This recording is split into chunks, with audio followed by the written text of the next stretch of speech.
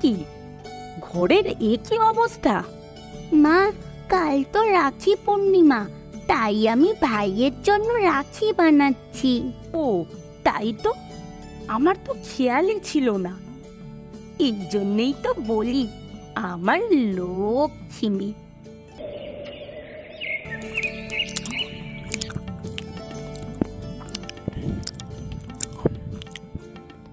এ কি, তুই এখানে বসে লাড্ডু খাচ্ছিস? ভাই, আমি তোকে রাখি পরাবো বলে সেই সকাল থেকে উপোস করে আছি, আর এদিকে তুই কিনা লাড্ডু খেয়েই চলেছিস। তাতে কি, রাখি তো হাতে পরাবি, তার সাথে লাড্ডু খাওয়ার কি সম্পর্ক?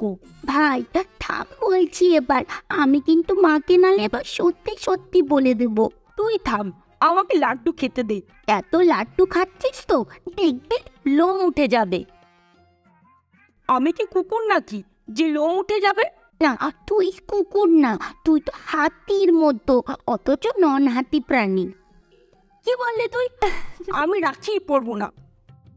কি গনসা, তুমি কি বলছো? আজকে না রাখি পূর্ণিমা, কোন করতে আছে? দেখো না মা, আমাকে লক্ষ্মী দিদি কি সব বলছে, আমি লাড্ডু খেলে নাকি আমার লোম উঠে যাবে। আচ্ছা আচ্ছা বাপু, এবার থামো দেখি, আর ঝগড়াঝাটি করতে হবে না। বল, কেমন হয়েছে রাখিটা? Not bad. দে দে, এবার আমার গিফটটা দে। গিফট? কিসের আবার গিফট? কেন, তুই জানিস না রাখি পরালে গিফট দিতে হয়? সারা বছর তো পাত্তাই দিস না, এখন গিফট পাওয়ার লোভে 2 টাকার রাখি পরাচ্ছিস। এটা 2 টাকার রাখি না, আমি কাল সারা রাত জেগে এটা তৈরি করেছি। আচ্ছা, এত করে যখন বলছিস তখন এই নে ধর গিফট।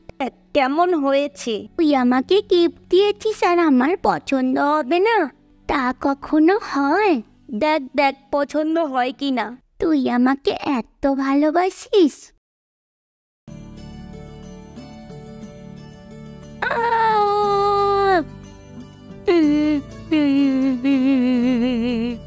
এই রে, এবার কি করি?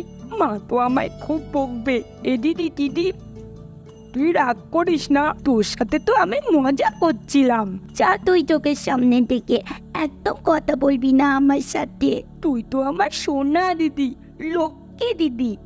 দেখ দিদি দেখ, তোর জন্য একটা ছোট্ট গিফট এনেছি। কি, আবার গিফট?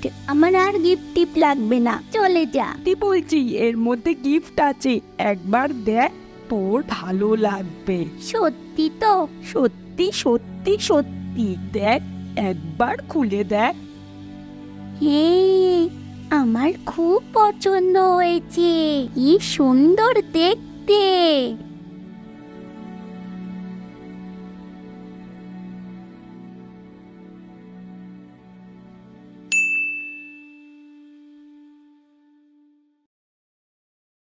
আজকের গল্পের প্রশ্ন, গণেশের কাছ থেকে কোন উপহার পেয়ে লক্ষ্মী খুব রেগে গিয়েছিল? আমাদের আগের গল্পের সঠিক উত্তরদাতা অর্পিতা ব্যানার্জি এবং প্রীতম।